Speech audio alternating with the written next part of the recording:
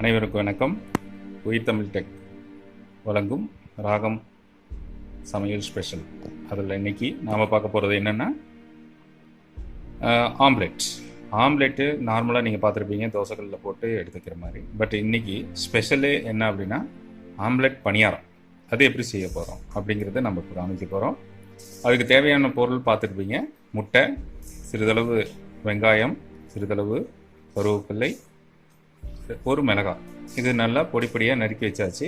So முட்டையை நம்ம என்ன பண்ண போகிறோம், முட்டையை கலக்கிறதும் அதுக்கு ஃபஸ்ட்டு நம்ம என்ன பண்ணணும், பவுல் வேணும். ஸோ அந்த பவுலை எடுத்துகிட்டு நம்ம இப்போ கரெக்ட் பணியாரம் எப்படி செய்யுங்கிறத இப்போ நம்ம பார்க்க போகிறோம். ஸோ இப்போ முட்டையை நம்ம என்ன பண்ண போகிறோம், உடச்சி பவுலில் ஊற்றிக்கிறோம்.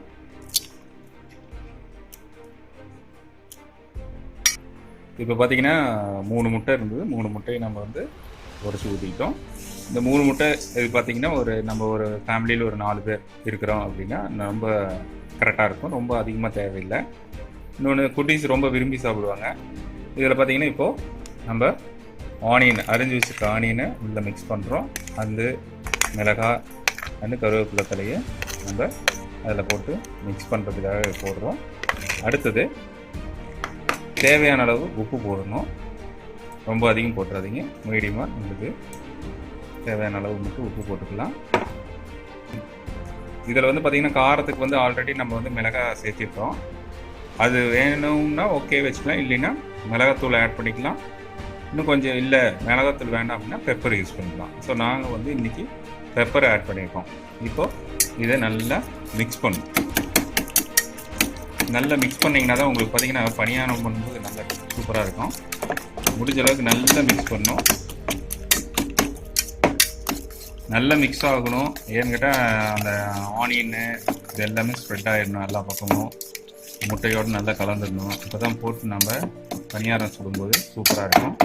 ஆம்லெட் பணியாரம் அது சூப்பராக இருந்துச்சு வரணும். அதுக்காக நம்ம இந்த மாதிரி ஒரு நல்லா மிக்ஸ் பண்ணிக்கணும். இப்போது நம்ம என்ன பண்ணியிருக்கோம், ஸோ அடுப்பில் நம்ம பணியார தவா வச்சுருக்கிறேன். இப்போ அந்த டவாவில் பணியார டவாவில் இப்போ பணியாரம் ஊற்றுறதுக்கு ரெடி பண்ணுறோம். அதுக்கு முன்னாடி நல்லா கொஞ்சம் ஹீட் லைட்டாக ஏறணும். அதுக்கப்புறம் தான் நம்ம ஸ்டார்ட் பண்ணணும். முடிஞ்ச இது பணியார கல் இருந்ததுன்னா பார்த்திங்கன்னா கொஞ்சம் ஹீட் அதிகமாகணும். இது பணியார டவாங்கும்போது லைட் ஹீட்லேயும் நம்ம பண்ணிக்கலாம். இப்போ பார்த்திங்கன்னா டவாவில் லைட்டாக ஒரு 2 ட்ராப்ஸ் மட்டும் ஆயில் போட்டுக்கலாம். இல்லைனாலும் அப்படியே விட்டுடலாம். இப்போ நம்ம ஊற்றுறோம். கரெக்டாக ஒவ்வொரு குழியும் நம்ம ஃபில் பண்ணிட்டு வரோம்.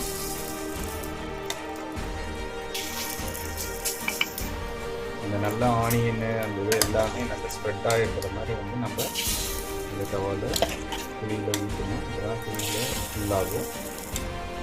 குழந்தைங்களுக்கு பார்த்திங்கன்னா ரொம்ப சூப்பராக இருக்கும். இது டேஸ்ட்டாக இருக்கும். அவங்க சாப்பிடும்போது வித்தியாசமான பணியாரம் சாப்பிட்ற மாதிரி ஒரு ஃபீலிங் இருக்கும். இது நம்ம சாப்பாட்டுக்கு சைடிஷாக நம்ம யூஸ் பண்ணிக்கலாம்.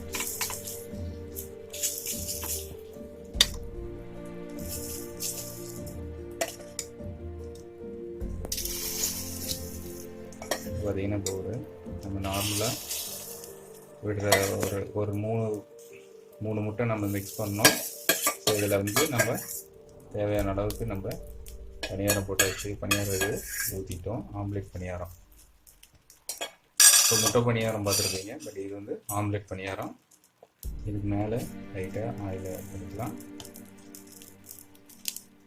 இது நான்ஸ்டிக்குங்கிறதுனால உங்களுக்கு அதிகம் ஆயில் கூட தேவையில்லை. இதே பணியாரக்கல்ல இருந்தால் ஆயில் கொஞ்சம் ஆட் பண்ணணும். இப்போ பார்த்திங்கன்னா ஒரு ஃபேமிலி இப்போ 4 பேர் இருக்கவங்க இதில் பண்ணிட்டு இருக்குது. ஸோ ஆளுக்கு ஒரு 3 பணியாரம் மாதிரி வச்சு சைட் டிஷ்ஷாக சாப்பிட்டுக்கலாம். ரொம்ப டேஸ்டியாக இருக்கும். வெந்துட்டுருக்கு. நல்லா பார்த்தீங்கன்னா தெரியும், லைட்டாக நல்லா வெந்துட்டுருக்கு. ரொம்ப சிம்மில் தான் வைக்கணும். ஏன்னு கேட்டால் இது தவாங்கிறதுனால ரொம்ப ஹீட்டில் வைக்கக்கூடாது. வெந்துச்சா இல்லைன்னு பார்க்கலாம். திருப்பி பார்த்தோம்னா தெரியும் சூப்பராக வந்துருக்குது. ஸோ ரொட்டேட் பண்ணும்போதே தெரியும், அது உள்ளே போகும்போதே தெரிஞ்சிடும். ஸோ நல்லா சூப்பராக வந்துருக்கு.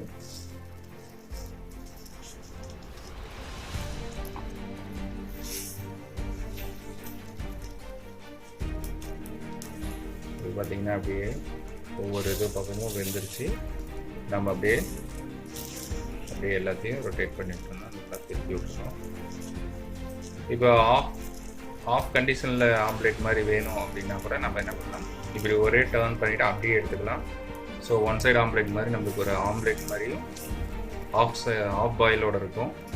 ஸோ அந்த மாதிரி நீங்கள் யூஸ் பண்ணலாம். இல்லை நல்லா ஃபுல்லாக வேகணும் அப்படின்னா நல்லா ரொட்டேட் பண்ணிவிட்டு நல்லா வேக விடணும். ஸோ அப்போ தான் வந்து டேஸ்ட் நல்லாயிருக்கும். நார்மலாக நம்ம ஒன் சைடு ஆம்லேட்டு ஹோட்டலில் சாப்பிட்ற மாதிரி வேணும் அப்படின்னா இப்படி ஜஸ்ட் டர்ன் பண்ணதுமே எடுத்துக்கலாம். ஸோ அந்த டேஸ்ட்டும் நல்லாயிருக்கும்.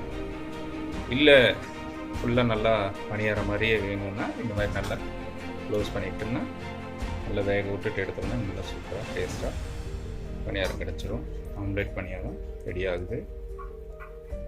சுவையான இன்றைக்கி சைட் டிஷ்ஷை நம்ம சாப்பிட்றதுக்கு தயார் பண்ணிகிட்ருக்கோம்.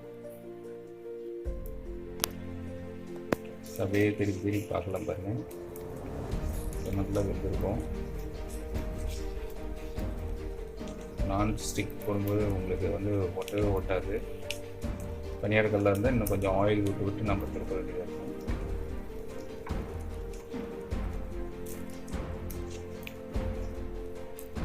இன்னும் கொஞ்சம் நேரம் நல்லா வேக விடணும். எங்கிட்ட நல்லா ஃபுல்லாக வேகணும். நல்லா டேஸ்ட்டாக இருக்கும். ஸோ சுவையான சுட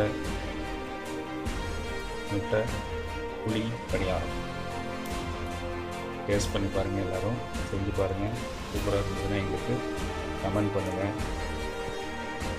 இல்லை உங்கள் குழந்தைங்களுக்கு செஞ்சு கொடுங்க. இந்த லாக்டவுன் டைமில் இந்த மாதிரி குழந்தைங்களுக்கு செஞ்சு கொடுக்கும்போது விரும்பி சாப்பிடுவாங்க.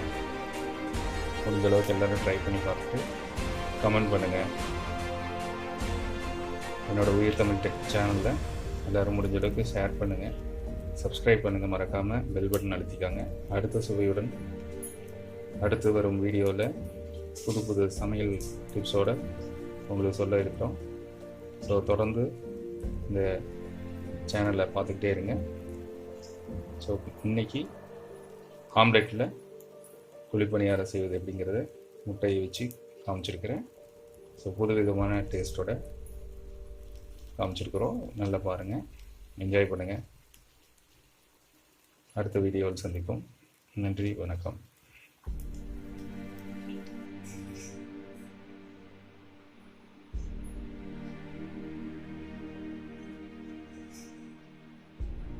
Thank you.